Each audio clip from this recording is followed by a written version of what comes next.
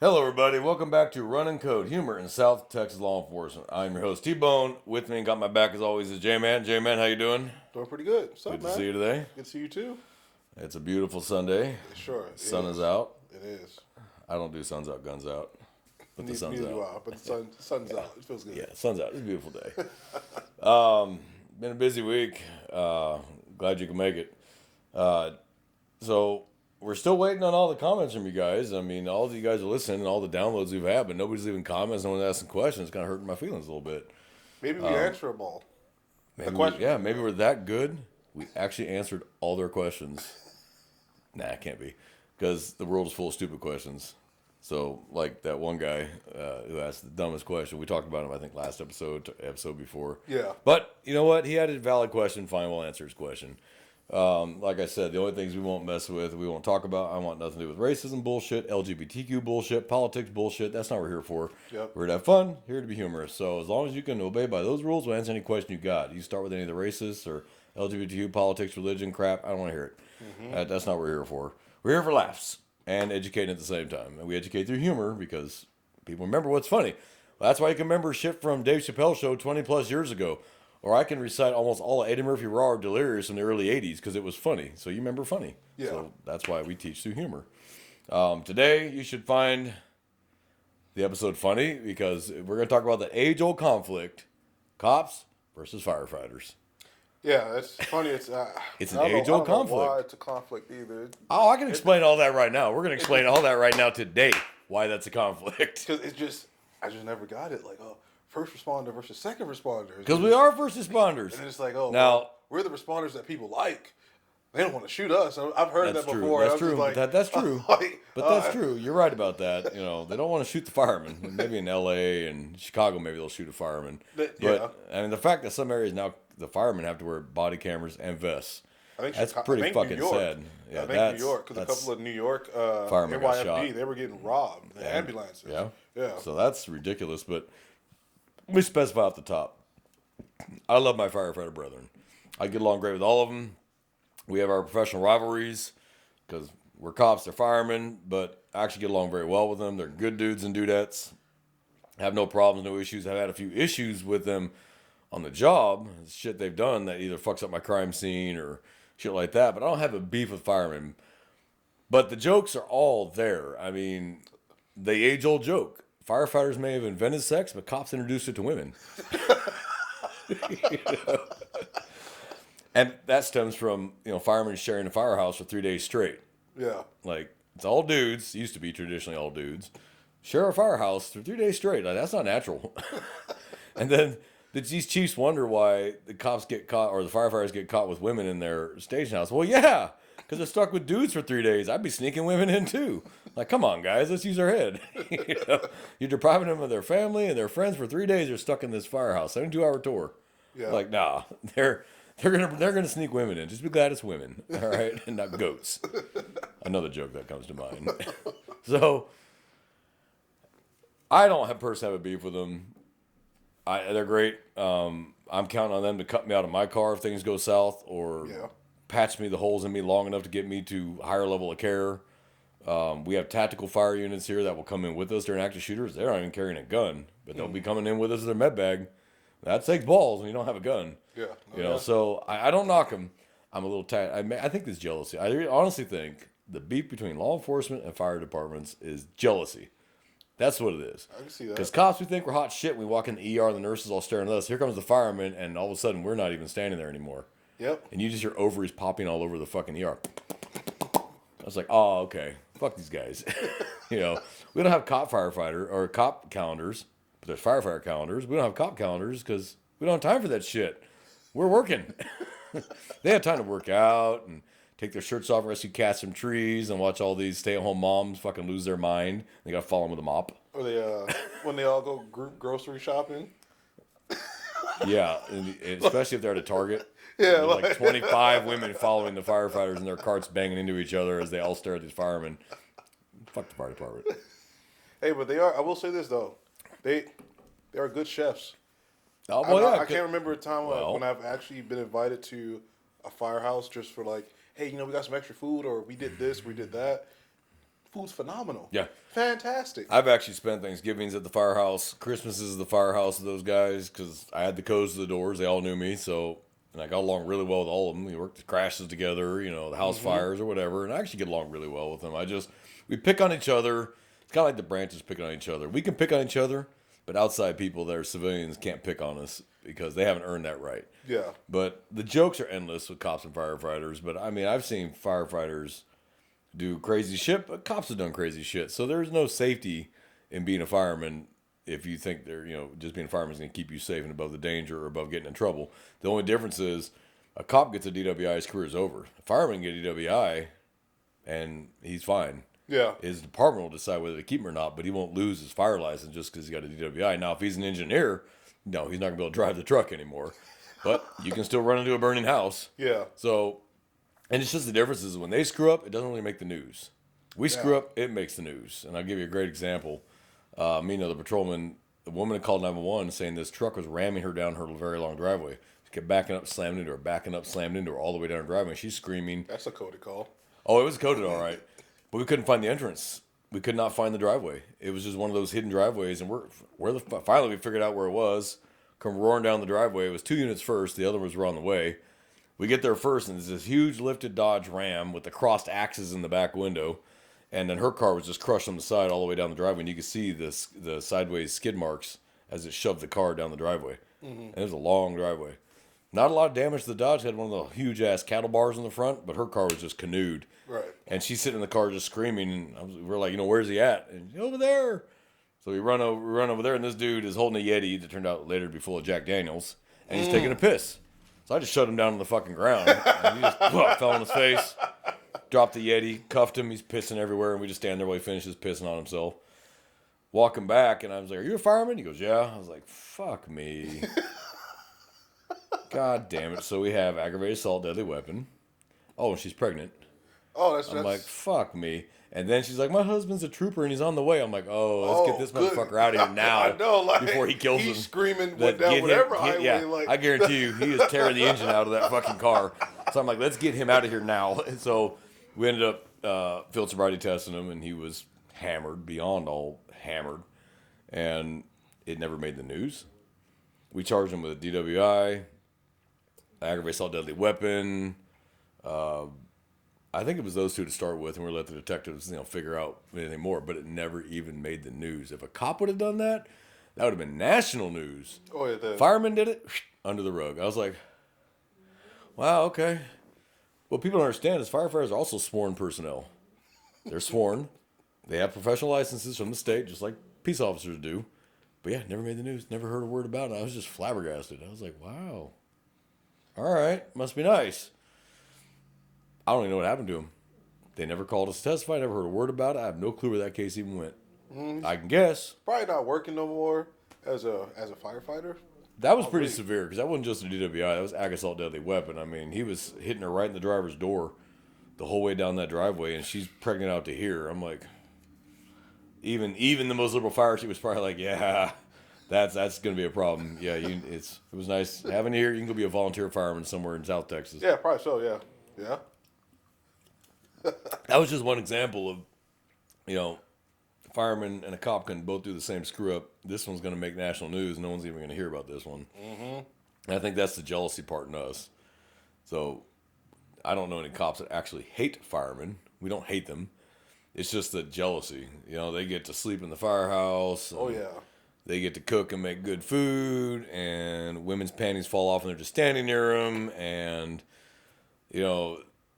nobody's throwing shit at them when they get to a call or generally shooting at their fucking fire trucks or ambulances. Now, there's some exceptions to that rule, but for the most part, even the gangbangers leave the fucking firemen alone. Yeah. They know that someone's going to come patch them up. Right, yeah, yeah. So it's that jealousy. It's like, well, that's fucked up, man. I don't get that. But I also chose my job and they chose theirs. Like the old joke says, make sure you save the foundation, guys. Yeah. But the reason why the whole first responder, second responder issue is that in our agency and our brother agency, if let's say it's a 10-year-old just wigging out and the mom calls 911, the firefighters will not go in that house with a 10-year-old freaking out until the cops secure the scene. I'm like, he's 10. You guys weigh 250 pounds and you're in bunker gear. just pick them up. Stop. Dunk.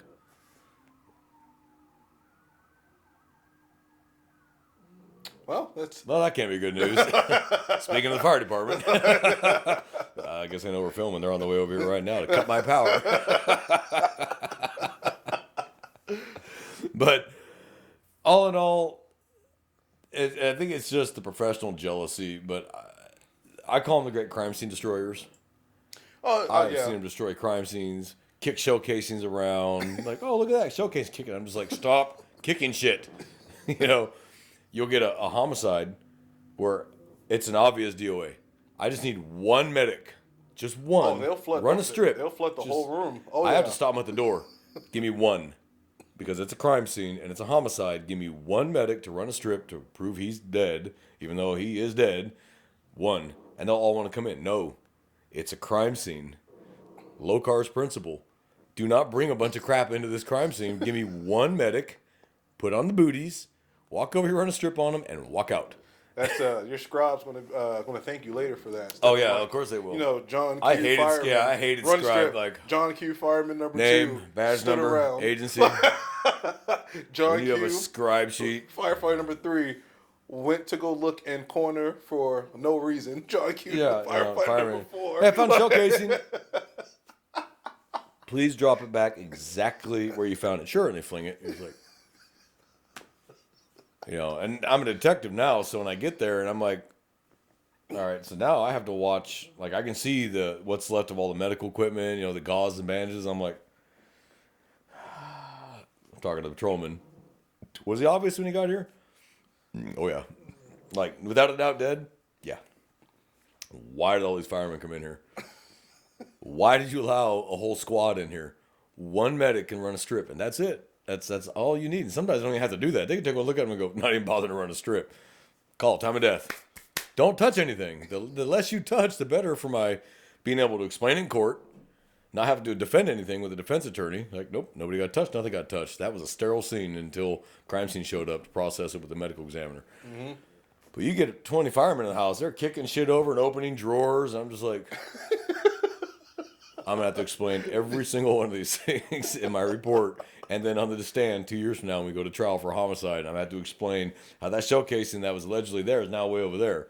Well, yeah, you can see the fireman kick it. It's like, stop kicking shit. Stop touching shit. You know? So, or we have a fatality crash. It's intoxication manslaughter. And the firefighters will drive right over all the skid mark and leave their own skid marks. I'm just like, stop. You know? Nothing's on fire. You don't need to get your truck that close. Get out of my crime scene and back out slowly, please. I mean, they'll be kicking car parts around. I pick a bumper up and throw it off. I'm just like, stop touching shit. I do like, when it comes to like crashes, if there's major crashes, I love the fire department because they'll block off. They'll block off everything. You know, there's a lot of vehicles that will not yield right away to law enforcement vehicles. They're just not doing it. Or if you're blocking off lanes in a roadway, the people are still going to drive as close enough as they can to think they can wedge themselves through to get through you. They're not doing that. The fire engines and ambos, I've seen it. Yeah. So I love it. Come in here and block everything off. Just piss everybody off. Oh, yeah. They'll block and make them off. U-turn. Yeah. And make them U-turn. They're mad at you, not me. Yeah. That's the fire department. Pull their funding. That's another jealousy thing I have is if you look at your county tax breakdown in every county, they have their own allocated budget straight from taxes, which is why they can build a firehouse every 10 feet and $750,000 fire engines and add people and add people and add people. And they go to this training and that training. Whereas SOs, city police departments, their funding comes from their general funds from their city or county coffers. They don't get direct funding like fire and EMS. And yeah, fire and EMS is important, but it's kind of law enforcement. So it'd be nice to kind of change that a little bit to where we actually get direct funding, direct allocated funding instead of general funding, where now we're fighting for a $6 million statue. Like, dude, I don't give a fuck about your $6 million statue, dude. We need people, we need equipment, we need cars, we need training, whatever it is. So, it's a professional jealousy thing. I mean, they honestly kind of have it made, and I'm going to tell my dark secret here. I should have been a fireman. That's my dark secret. Hey, you volunteer somewhere? Yeah, I don't want to be a volunteer. I don't want to be one of those dudes. 6 beepers, fucking red lights on my truck. I'm not doing that shit. I'm happy in my lot in life. I love the firefighters I work with, and some of the best arson investigators were firemen who became cops.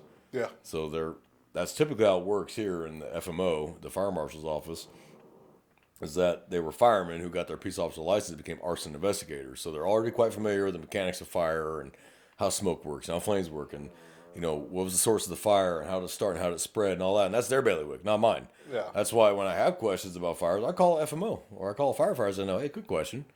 Hey, what would do this? What would set this off? What would do that? And yeah, they'll happily answer your questions all day long. I'll never forget it. He actually became a good friend of mine. He's a fire chief, became a real good friend of mine, but he was a fire chief, and I ripped his ass on the scene. And I mean, I tore him a new one about that wide when I was done with him. It was a major crash. I have seriously injured people. They pushed all the cars out of the intersection before I got there. I was just, like with the fire engine? yeah. Pushed them into the parking lot to open the intersection. I'm about having a fucking stroke when I get there. I'm like, who the fuck moved my goddamn evidence? Who the fuck I got so many people going to the hospital. I got to figure out how the hell this happened. Oh, yeah, no, we just pushed them into the parking lot. Why? Why do you touch anything? How am I supposed to recreate this now? And the intersection, they'd reopened it. So cars just driving through, kicking parts around. I was like, you best hope this isn't criminal, because there's no way I can recreate this shit now. I said, tell me somebody got at least pictures. Somebody got pictures of this shit before. Oh, yeah, we got one guy took a couple pictures. A picture of a tire, picture of the sky. I'm like, so I am chewing this chief's ass. I mean, I'm reaming his ass. I'm like, you fucking know better. You know that is not your decision to make. That is law enforcement's decision to make. I'm chewing him up. I was a traffic officer at the time. And I'm chewing him up one wall down the other. And he stomped off to another patrol officer I know, and he was asking her, who the hell's that guy? She goes, don't fuck with that guy, Chief, and you were wrong. You know better. Him and I ended up becoming really good friends down the road. Really good friends. But yeah, I was livid. How am I supposed to recreate this fucking crash? How am I supposed to figure out who's at fault now? Yeah. If someone dies, I gotta pin the tail on a jackass somewhere, and you just took away my evidence because the scene is not sterile now. Where leave the cars in place, I can trace skid marks, who was coming from where. And, of course, nobody's left to tell me what happened. There's no witnesses there. They all took off when the fire moved the cars. They all just drove off. So I got no effing witnesses. All I got are the injured parties. You want third-party witnesses that don't know either party that can testify in court to go, yeah, the white car ran the light, or the red car ran the light or whatever. Now I have no witnesses. I got no evidence in the roadway because now I can't testify to any of it because cars continue to drive to that intersection afterwards. So now, how can I say those skid marks are from that car? Yeah, it's true. I can't. So I got to try to match the damage up on the cars with the other car to figure out who did. Oh, yeah, I was a little unhappy that night. I can just imagine what roadway this could have been on because, where we work, there's a lot of busy roadways. In front of the theater on the west side. You would never, you would never in a million years want somebody to mess up like a crash scene at some of these places. Yeah. Yeah, just go ahead and have a coronary. For firefighters listening, we appreciate your help. We do. Absolutely. But don't move shit. Don't pick up car parts and move out of the way and start sweeping the street up. If there are dead bodies or seriously injured people, don't touch shit. And I've pulled up and seen them sweeping up pieces of the car and moving car parts into the ditch. And I'm like, and there's a dead body in the car with a sheet on him. I'm like, what are you doing? Don't stop. Stop. Don't touch shit. Car parts are evidence. Where they landed. That'd be direction of impact. Mm-hmm. I can see the debris field. It goes in a V from point of impact. Well, you just swept everything up. So how do I know? And then trying to figure out my point of impact because when cars collide, the frames dip into the asphalt or the concrete, and it'll gouge out the concrete, and you'll be able to tell where the point of impact actually was. So you have area of impact, you can't quite say where it occurred, and you have point of impact where I can go, that's exactly where they hit, right there. Okay. It's very important. That's how you start establishing fault. Where's point of impact? Then you start measuring skid and all that shit. And firefighters are sweeping it all up and hosing it all down. It's like, great, thanks. So you just made this case damn near unprosecutable now. So he's going to walk. Yeah, we'll arrest him based on probable cause, but it won't go beyond a reasonable doubt. So appreciate that, guys. Or I'll never forget. It was a fatality. It was Deep South, too. It was a fatality. I get there, I had a rookie with me. All the traffic unit, we all had rookies with us, and they were doing their ride-outs. It's their traffic week. The way our agency works is you do your 16 weeks of field training. One of those weeks you go with the traffic unit. You learn DWIs, at the more in-depth level how to do them correctly. So we had this fatality crash. So we get out there, and the guy was being pulled by a golf cart, or the guy in a golf cart was being pulled by another car, and here comes a drunk and just slammed into the back of him and crushed that golf cart to about that wide, and the guy was still alive in that golf cart. Wow, that's such a sad way I was to like, go. whoa, okay, step back, let them do their thing. Because I was trying to figure out where they were trying to pull the cars apart. I'm like, what are you doing? Stop trying to pull the cars apart. Like, he's still alive. Who's still alive? Oh, that guy. All you could see was arm and a head. I mean, he was awake and looking at me. I'm like, all right, guys, do you?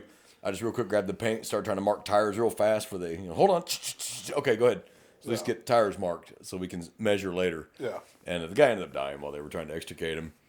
But I was talking to the rookies. I didn't see the grizzled ass old fire chief standing behind me, and I'm telling the rookies, the fucking great crime scene destroyers is these dudes could fuck up a wet dream. I said they'll make it damn near impossible to prosecute these cases because they fuck everything up. Well, that dude, instead of coming to me, he goes and cries to the sarge about how I was disrespectful and all that shit. So he's like, you need to apologize. There you go. I'm gonna give him a T-bone apology. So I went back to him. Hey, Chief, I'm very sorry about the very hurtful and honest things I said. Is there anything else? That dude wouldn't talk to me for like 2 years.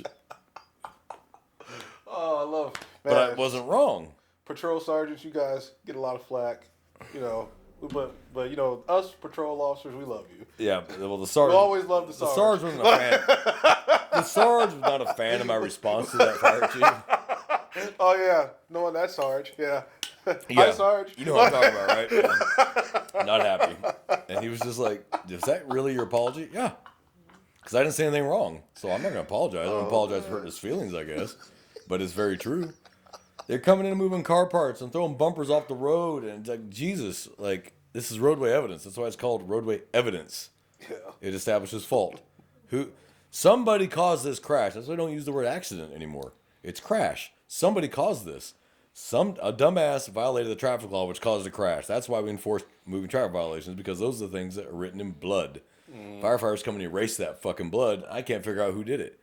I can say I know who did it, but I don't have any evidence to back that up. Just have my experience and years of doing it to go, yeah, I know exactly how this happened, but how can I explain that in court without roadway evidence to back me up? True. Because nobody cares anymore what you think. They want to see roadway evidence. So we have to diagram these things. We get the drones out, the Leicas, measure to 1/1000th of an inch in accuracy, and then rebuild this on a Google Maps to scale exactly how the crash occurred. And so a moving, dimensional image of how this crash shows the actual impact and speeds and all that shit. Yep. Well, if you drive over my skid marks and you move my roadway evidence, it makes it very hard for me to recreate that. Yep. So it's just like, yeah, I get a little agitated. And this is on a different note. I'll never forget this too. I'm just at work, and it's like the first, second hour of the shift, just chilling. It's just hanging out, and I can hear a lot of clicking, and low ballistic reports. So it sounds like somebody's shooting like a small caliber round, and we go investigate and find where it's at. Sure enough, it's the firefighter guys, man. They're up there shooting the what is it, like the Orbeez, the gel blasters. Oh yeah. They're running around the firehouse Shooting shooting each each other other? with gel blasters. I'm like, must be nice. I mean, that's kind of Some fun. of us came here to come to work. Yeah, I mean, You know what I must mean? be Like, nice. it must be real nice. The like, first what 2 skill hours is of your this? shift, you're up here you're hiding in the bushes somewhere. Yeah, so what fire skill is this that they're training on? Don't know. I don't know. I can see they're running around shooting each other with fire extinguishers, but Orbeez, that makes no sense because that's not a firefighter skill. Them golden AKs. Like, hey man, you want to come over? You want to join the fun? I'm like, And no, you did. because I could get a you call. wanted to. I know. I'm like, no, I could get a call, and I unfortunately have to leave. I don't want to get too involved in like shooting each other with gel blasters. I mean, positives. The positives of the firefighters is I've always used their equipment to wash my car because they always wash their trucks. They always have all the shit do, to wash. man. So They I just go over there and wash hand my wash shit. it, Oh, yeah. hand wash my shit, detail it out. Right by the time we get called, do a call down a muddy road. It never fails. You want to guarantee you get a shit call, detail your car. Yep. Food, sodas. If I wanted to catch a quick cat nap, just shove the radio right next to my ear and just kind of just lay on the recliner for a second. And those are going to be more like the shifts where it hasn't blown up. I didn't do it very often, but a couple times I did. And I would go to the firehouse and just say, hey, I'm going to shove my just put my radio right next to my ear. But how they can sleep in a firehouse when the tones are going off fucking constantly, I couldn't do it. Whereas I wake up, look over, and they're all still asleep. And it's like they know which tones mean what. Like subconsciously while they're sleeping, they'll wake up to the right tones. Right. Just because they tone out doesn't mean it's that firehouse. Yeah. So you just get all the tones. Yeah. For that district. Mm-hmm. So medic, station 51, medic 51, truck 60, whatever, and then their number comes up, bam, they're up and moving. I'm like, that's impressive. And anybody who says women can't do the same job as men has never met some of the female firefighters in this county. Those women will hurt you just as fast as a man will. Mm-hmm. And I've seen them do everything the men do. They jaws of life, pry open doors, wear a bunker run to a fire. Gender didn't matter, and I've never seen a woman firefighter have an issue at all. They do the same exact job, no beefs. You're either going to cut it or you're not. You got it or you don't. So the whole argument about women can't cut it, well, some can. There are men that can't cut those jobs. So it's not gender specific, it's ball specific. Some women just have theirs internally, but their balls are still bigger than some of the men they're with. Mm-hmm. I know we got a few women in my agency that absolutely would toe-to-toe with a grown man and absolutely throw hands like a fucking inmate. you know? I can. If only we can name them. We can name them off together right now. I'm not going to. They know who they are. Love you guys. Because I don't want you to punch me. My old partner, she would straight up pick a dude up, body slam on his face. Like, she had zero fear. Like, there was no bitch in her. We have a saying, and you've heard it. There is no bitch in her blood. There's no bitch in his blood. Well, there was no bitch in her blood at all. She's straight up right in their face, and they'd back down. And firefighters, I've seen them calm people down, and kind of chill out a tense situation. And if they're getting good luck with the consumer, I'll stand back and let them do it. If they're getting the guy calmed down and maybe me stepping in is going to wind the guy back up, why not let them do it? They're doing it. Let them. For sure. And they'll calm him down, talk to him, and then get them calm in the ambulance and hit him with the whatever the hell they hit him with. And good night. Okay, all right, cool, we're good. Cuff him to the gurney, and I'll follow you to the hospital. We'll ED in there. Yeah. So I got nothing but love for firefighters. I just like to pick on them and talk shit, but honestly, it's probably professional jealousy. It's funny as hell, because we had the episode about badge bunnies and the nurses. They're told us to stay away from, police, paramedics, firefighters, and physicians. Yeah. That goes out the window when the fire department walks in the fucking hospital. Every nurse in there just loses their shit. They're fucking trying to take blood, and they jam the dude right up his fucking carotid. And it's like, hey, don't worry about that dude. Like, take my blood sample. So I think it's jealousy. Oh, yeah. And, I'm jealous of their schedules. It depends on where you work, but most firefighters work 15 days a month. Oh, yeah. 3 on, 4 off, 4 on, 3 off, or 3 on, 3 off, and then 4 days on, and 20. I don't know how the hell they do I can't even tell you their fucking schedules. I got firefighter buddies, I never know when they're fucking at work, because I'm on the A schedule. I'm on the B, I'm on the C. I'm like, I don't know what that means. Because you guys don't work 8-hour shifts. You work 24, 48, 72. Like, yeah, I'm 2 on, 3 off. Next week I'll be 5 on, and then I'll be off 4. I'm like, what? Yeah. How the fuck does your... Why don't you just do 3 on, 4 off, 4 on, 3 off, and call it a day? Be Panama, but some agencies do. Yeah. Here they don't, so I can never keep track of when they're on, who's on with them. Not a clue. Mm-hmm. But I think a lot of that's jealousy. Yeah. They have all the nicest equipment, the nicest training. They have nice funding. They build these brand new firehouses with these awesome sleeping quarters on nice, comfortable beds. Yeah, their quarters are nice. 80-inch TVs with direct TV. But to be fair, they have to live there for 3 days at a time. Yeah. So I can't knock that because that makes sense. If you're stuck somewhere for 3 damn days, what do you expect them to do when they're not on calls? Stare at the wall? I mean, could you imagine if PDs kind of like functioned the same way an FD does? You know how bad the equipment would be. Police, like, we tear up our shit. I know, like, I don't know. For law enforcement, we don't take good care of stuff at all. We do when it's issued to us. Right, yes. So if you issue me a brand new car, I'm going to take good damn care of it because that's my car only. But if it's a pool car where it's used 3 shifts a day, 7 days a week, nah. Because everybody else is leaving food behind the seat and farting in the seats, and it's just a mess. It's trashed. When I have my own take-homes, I kept them detailed because I'm the only one responsible for it. I can't blame nothing on anybody else. It's my car. But yeah. But they love taking care of it. They take care of their shit. They're out there constantly waxing. Well, the probies. Yeah. What we call rookies, they call probies. Same shit. They're out there waxing the truck. Not the senior fireman who's been on for 25 years. He's not out there waxing the truck. The rookies are out there waxing the trucks. But man, they're all waxed. And All the chrome was all polished. I'm like, you're a bunch of fucking assholes. Whatever. Hey, can y'all want to hook up my car? Because my car is a tenth the size of your fucking fire truck. Want to hook me up real quick? Hey, rookie, help me out. Yeah, right. But I have waxed my Tahoe.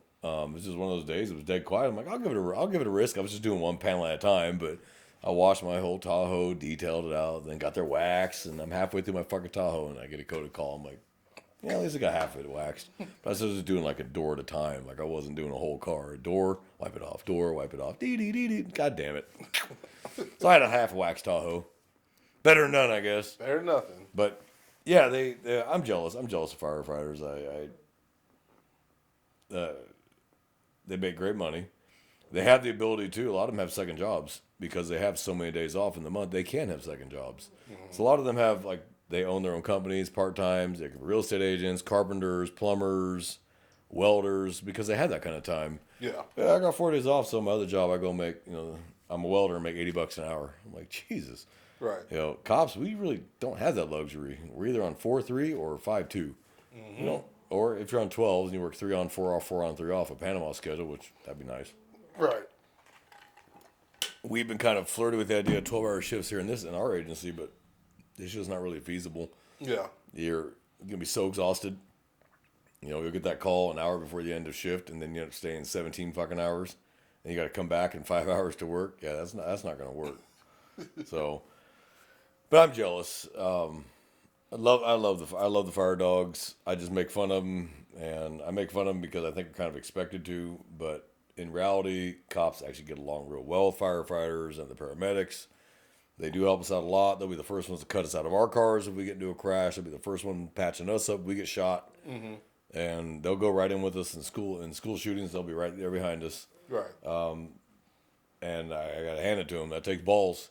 Mm-hmm. They're not even armed, and they're coming in. That takes nuts. So I can't knock firefighters, and I don't knock firefighters. Personally, yeah, I make fun of them like everyone else does because I'm kind of expected to. I look like a traitor if I didn't make fun of them. I'm a cop, so I have to kind of make fun of firefighters. But in reality, on the low, I'm jealous. Oh, yeah. But I've seen them do the same dumb shit cops do. You just never hear about it. Yeah. Never hear about it. No one says shit. No one cares. They're like, give him a pass for fireman. Okay, one of us just did something stupid and didn't even do it intentionally, and we're barbecued on the news. Firefighters intentionally do something stupid, and you never hear a word about it. So it's another jealous thing. Like everybody gives them all the rope in the world, and us we're on a very tight leash. Right. I can see why, but it's just the unfairness of it, I guess. So that's my 2 cents on it. So you give me some thoughts on it while I drink my water. No, that's really much it. Just professional jealousy, really. It's I don't know. I guess because I started off as a detention officer first, so I just never really seen it like that until I started doing patrol. I'm just like, I can kind of see where the jokes come from. And you get the jokes between different types of different type of agencies. Like I can't remember how the analogy, the joke goes or whatever, but city officers are going to show up 10 deep to secure a crime scene. The deputy sheriff is going to show up just 1 to a 10-man brawl, and then the trooper is going to show up and set up the larger perimeter and write all the vehicles registration tickets. Yeah, registration tickets. Yeah. We got the perimeter one leaving. Yeah, one riot, one ranger. Yeah. And there's some truth to that. Little tangent, but it's true. I've seen 1 or 2 deputies handle a crowd of 100, and PD will have 10, 15 officers for a minor disturbance. I'm like, must be nice. And it's because they have the manning in their board, so they just all go. They all go, yeah. We don't have that kind of manning, so it's like, handle with what you got. Yeah. And we get it done. We handle it. And we do. And sometimes it goes a little south. Right. Because it's still only 1 or 2, and people get brave when they see only 1 or 2 deputies. So they figure, game on. I'm like, well, 1 deputy is worth 50 municipal police officers, so choose wisely. That's true. But again, a lot of that stems from the start of the jail, where all you had was your 2 fists. Right. You didn't have gun, a baton, taser, OC, for the most part when I was there. Then now I think they all have them. Now I think every detention officer has at least OC. Some even have tasers. I know, that's But when you and I were there, you had these. Yep, so you learn how to use them. Just getting stab vests when I got there. Yeah, I remember the stab vest came out. Because I think at first when I started, we still, they still weren't issuing stab No, only vests. only the CERT teams had the stab vests. Yeah. And we didn't have to wear them except on codes. Yep. And then it changed to where we had to wear them the whole damn time we're in the building. Yeah. I was like, oh, this sucks, because during the summer when the power would go out and the AC would be out, it would be 90 degrees in that building, you're wearing that vest, you're just like boiling. But I guess that was prepping you for patrol without even knowing it. I think, yep, that was nice and ripe, that vest. Oh, yeah. No, you get home and you pull it back and, the smell.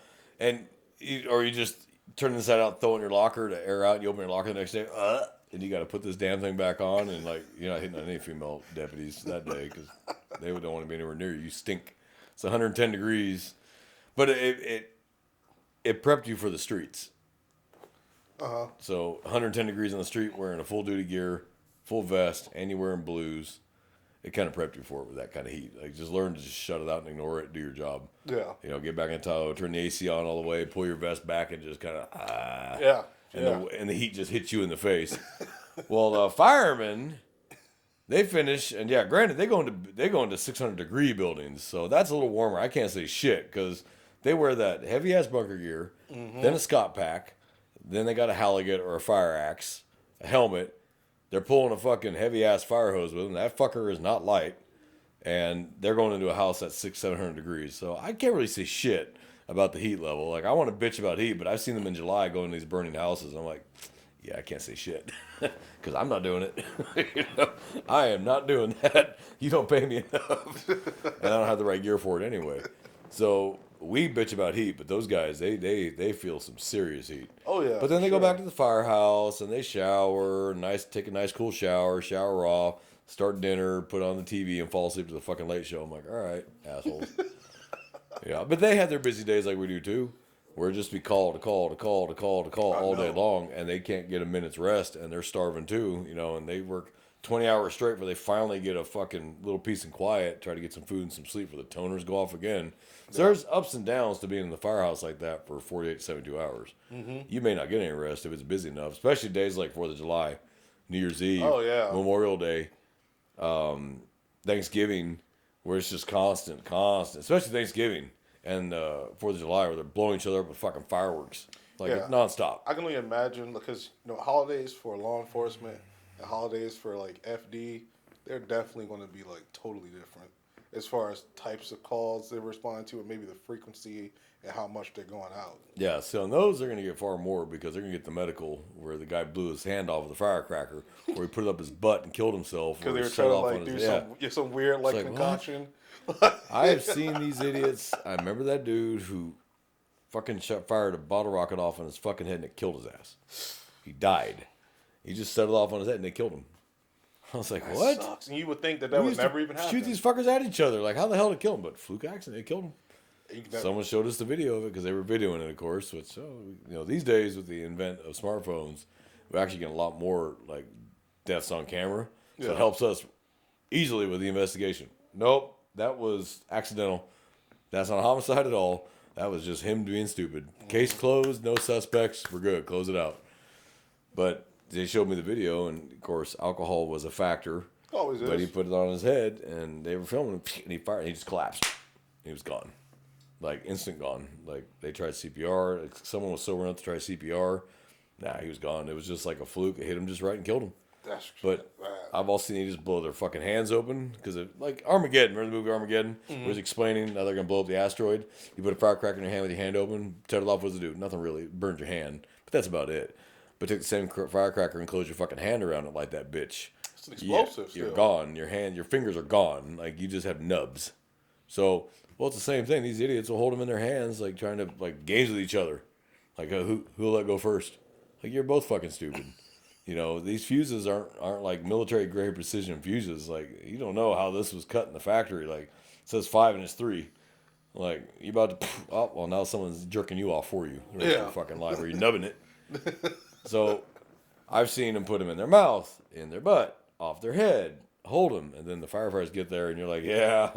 That's all you. Yeah, that's all you guys. We're going to chalk this one up to accidental. We'll call it accidental and death by stupidity, because you get cause and manner. Yeah. From the ME's office, when you ask for a C&M, a cause and manner, how they die and what was the method. And they'll tell you accidental and I would like to see one because I was a patrolman when that kid died from the one on his head. I want to see the CNN for that one. Accidental, but what the manner? I want to know what the manner was. Right. Like, what would they write down as manner? Stupid? Accidental explosives. I don't know. So, because you have 5 categories. You have homicide, suicide, accidental, medical, and unknown. Those are your categories. And causes. Manner is how. Suicide, asphyxiation, gunshot wound, carbon monoxide, whatever. Right. Crash, whatever is the manners. You got the cause and the manner. And so I would like to see the cause and manner on that one because I'd like to know how the medical examiner phrased that particular one, putting a firework on someone's head. I'd like to see that one. Just curious what he marked it. I know it's accidental, but what he marked it as manner. Like how? Death by explosives? Death by stupidity? I'd like to see it. I mean, obviously it wasn't funny, and I feel bad for the family, but we have that dark sense of humor in law enforcement, and firefighters have it too. Every firefighter, paramedic I know got dark sense of humor too, but They do. they know as well as I do that, and you do, that they have to shovel this shit down and keep trucking on and do their job. And some days the only way you can survive in this world is to have that dark sense of humor that keeps you just going. Because the tragedy you have to see, they see the same things we do: the dead children, the dead kids, the murder suicides. You know, they see all the same shit we do, and the only way I'd say they have it better is that when they finish that call, they're done with it. Yeah. Like, they don't have to do anything follow up with it, whereas we have to follow up on it. We got to keep looking at the crime scene photos. We got to talk to victims' families. We got to talk to witnesses. We got to talk to suspects, and we have to live and breathe this case until we can submit it to the district attorney, and then we won't hear anything about it for a year and a half. Then it goes to trial. Yep. So you're almost re-victimizing yourself because you have to remember this crap. I'll never forget the case here where they had those 2 kids chained to the tree. You remember that? I remember that. Yeah. I didn't make that one, thank you God. But I do know the officers that did, and they're still fucked up from that. Those two little kids chained to the tree. I was working in the jail. Yeah. So I remember when both of them came into the jail. And of course, the male, because I worked mostly at the main jail with the males. And yeah, he was in, we had him in, I think he was in protective custody. I think he had to be. Yeah. But yeah, they had those 2 kids chained to a tree in the middle of summer because they went out of town on vacation. Like, I'm glad that it was the modern era because that had been 50 years ago. Those 2 might not have made it because every deputy on that scene, every officer on that scene, every fireman on that scene wanted to kill somebody for that. Those poor kids, they survived severely, dehydration and starvation because they wanted to go to, I think it was Vegas. The case has been adjudicated now. They're completely adjudicated. Yeah. They both got a lot of time. They got double digits, yeah. Yeah, oh yeah. They got a lot of time. What was her name? Portia? What was her name? I think it was Perusha Phillips. That was it. Yeah. Yeah. That was a tragic scene. I've seen the crime scene photos. I'm glad I didn't make that scene because I don't think I would have handled that really well. And that was the mom that was like, oh, we're going on vacation. Just tie him to a tree and chain him to a tree, leave some water near him, and we'll be back in 5 days. Like, what? And he got, I'm trying to remember which one got more time. Was it DeAndre? I think it was the mom. She got more than, because they were her kids. They weren't even his kids, I think. He was stepdad or boyfriend or something like that. Yeah. So she got more time because she was the mother. But he got quite a bit of time, too, because any adult should have been like, not cool. So I don't know what kind of voodoo magic she had over him that made him think, hey, there's nothing wrong with this. Yeah. And the firefighters were crying on scene. The medics were in tears. I mean, it was a horrid scene. And, that's one thing that brings us all together, firefighters, paramedics, and cops, is tragedy. When you have to see shit like this, now we got to lean on each other because it's horrible to see. It's horrible to watch. The only ones that are going to understand are fellow first responders that understand the shit we have to see. The public doesn't really have to see it. They don't have to dwell on it. We've talked about this before in other episodes, where the average human has 3 to 4, maybe 5 critical instances their whole life. Right. But cops, firemen, paramedics, we have hundreds over our 20-year, 30-year career, and we have to swallow that shit down and keep working. And some people fold sooner than others. Yeah. The old saying is, cup runneth over. Cops that commit suicide, the firefighters, paramedics that commit suicide because of the human misery they're around every day just finally eats at their soul. Instead of talking to somebody because they're worried they would get branded mental or unfit for duty because if they talk to somebody. Luckily, the departments are getting smarter about that, realizing that doesn't make you unfit for duty because you need to talk to somebody. You need to talk to somebody. You talk to somebody. Yeah. Let the shit out before it eats you from the inside out. And they're getting smarter, realizing you don't have to DQ someone's career. You don't got to DQ their license. Let them talk it out, and they'll be fine. Mm-hmm. So they're getting better about that, and it's about time. Going and talking to a therapist or psychiatrist now is not the end of your career anymore. Yeah. Just go talk to somebody. We've had officers that have threatened suicide. We ED them like anybody else because they're, threatening suicide or suicidal ideation. We're not ending their career over it. We are going to take their weapons, and we're going to make sure they get the help they need. We'll put them in a light duty somewhere that has no access to weapons. They can still make themselves feel some kind of useful instead of stay home and don't leave, which that's demoralizing as hell. Yeah. Fire is the same way. They'll put them in a non-duty position where they'll at least do something until they get cleared to return to duty. Yeah. So they're getting smarter about it. They're finally realizing, even the military is kind of starting to realize that, like, all the special forces units and infantry units do have, like, battalion or brigade level therapists and psychologists. You can go talk to them, and just because you talk to them doesn't necessarily mean anything anymore. Now, if you tell that psychologist, psychiatrist, "Hey, I'm about to go kill myself when I go home," well, they're gonna put a stop to that. They have to notify somebody. They don't have a choice to notify somebody. Right. But it's not going to end your career just because you said that. Mm-hmm. Okay, what's wrong and why? What do we need to talk about? Fire department's the same way. Yeah. Police is the same way. Medics, anybody who works in the front line, combat or first response or second responders. Sorry, guys, I still have to throw that in there. Needs that outlet. They need to talk to somebody before it kills them because it's poison. Yeah. It's poison in your soul, and the shit you see. And I'm not immune to it, and I'm rough, tough, take no shit off anybody. John Wayne John Wayne toilet paper, but shit bothers me, especially when it's kids, and I'll remember it at the worst times because it was kids. Yeah. And you see a kid and it just flashes you back, and you're a human being, and that's why these people like get mad because on the news all the officers standing around a horrible homicide scene, and they're laughing and joking. They're not laughing and joking about the homicide they're at. That has nothing to do with why they're laughing. They're talking about something else entirely to distract them from the shit they had just had to see. Yeah. But they're not laughing and joking about your loved one having died at all. No one's standing there talking about how it's funny that someone died a certain way. I guarantee you we're not doing that. Mm-hmm. We're talking about anything other than that to distract us from the shit we just had to see, especially when it involves children. Yeah. Murder-suicides where a father annihilates his entire family than himself.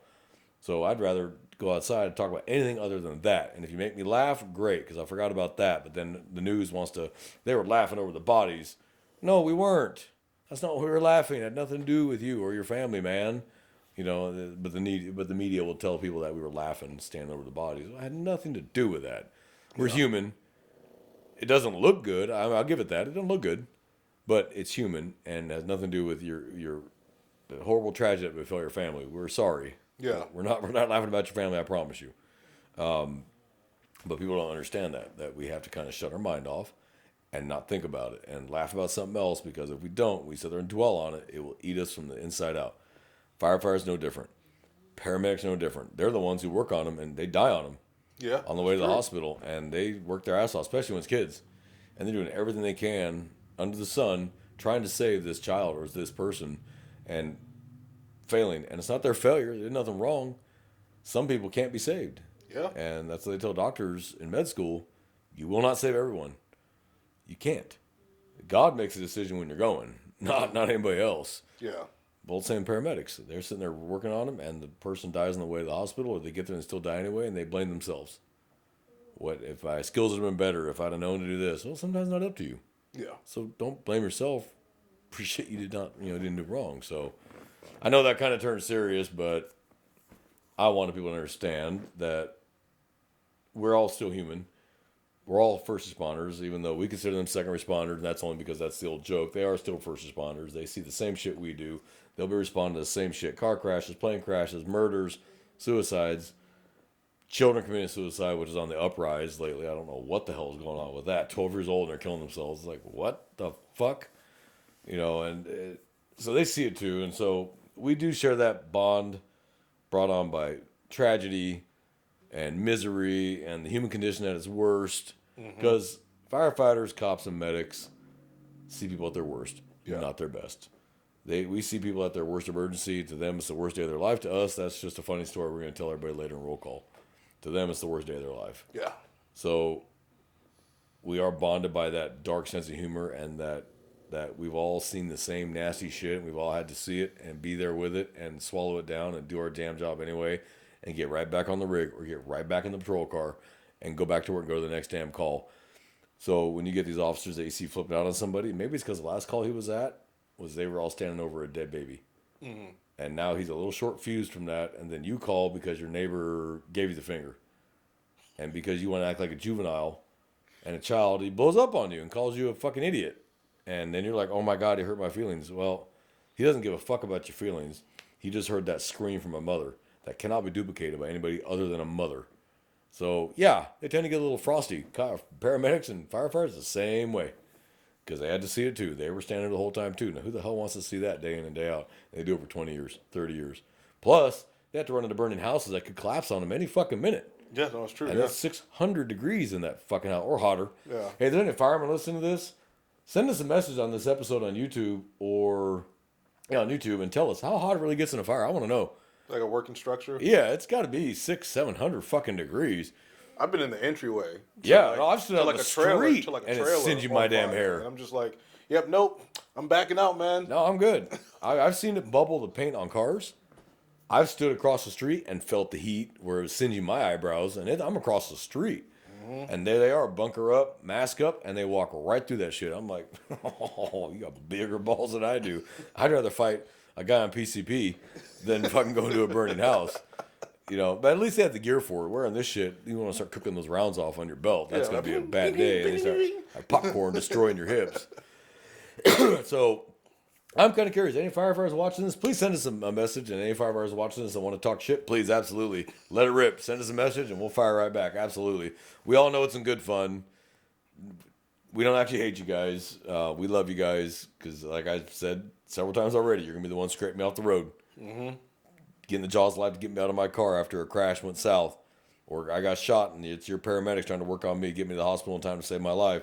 So I got nothing against firefighters and paramedics. I'm just jealous. That's really honestly it. I'm just jealous. So I think I've kind of beat that subject. You got anything to add on firefighters? No, that's it. So we appreciate you guys hanging out with us today. I know these episodes sometimes get late. Again, J-Man and I have very busy schedules. They don't always line up. And then there's been a bug going around that it got me one week and it got him the second week. And it was just like nonstop. If it wasn't coming out of one end, it was coming out of the other. I don't know what the fuck is going around right now. So that's why we're a little behind. Normally we try to release the episodes every Sunday at midnight on both YouTube and all the major podcast platforms. Today's going to be a little late. I'm sorry. We're trying. We're doing our best because, you know, once we finish the episode, we still got to edit it. We still got to put it together. We still got to upload it. And YouTube wants to listen to every word to see if we violated their terms of fucking service. So I got to be careful what I say. It's great to be an American with freedom of speech, right? But we got some great episodes coming up. And we are still working towards the live. We're trying to figure that out now. We're trying to figure out what equipment we're going to need because it's not what we have now that can do it. So we're trying to figure out how the hell we're going to work that and without breaking the bank because as you can see, we're not making money off this. We don't have a Patreon account. We don't have donations. We do this out of our own pocket and we do it because we enjoy it. Mm-hmm. We're not bitching. We're not complaining. That's just the realities of it. You know, him and I had talked about doing a podcast forever, and finally we just had to just sack up, hit record, and start talking. I mean, we talked about it long enough. Finally, we just had to get, start doing it. That's why the first maybe 5 episodes, 10 were so rough because we had no clue what the hell we were doing. And honestly, that's how it should be. You should improve as it goes on, as you learn and as you get better, and you watch other podcasters how they do it. And you take their ideas, and we all work off each other. No one should be getting mad if you're a podcaster and someone takes an idea of yours, to get better. Don't be mad at them. Yeah, you started out like crap too, and you had to learn. Now that's how they're learning. So we love everyone, all of our listeners. We thank you for your support and listening to us. I think I want to give the numbers, locations. I'd like to start doing that. Give a shout out to the new countries listening. Yeah, because we got some good ones. Let's see here. Let me go to locations. So all locations, total countries, because I was wrong last time. I said it was like 88 countries or something. It's not. It's 37 countries are listening to us now, which is pretty good. Yeah. We even have listeners now in Vietnam.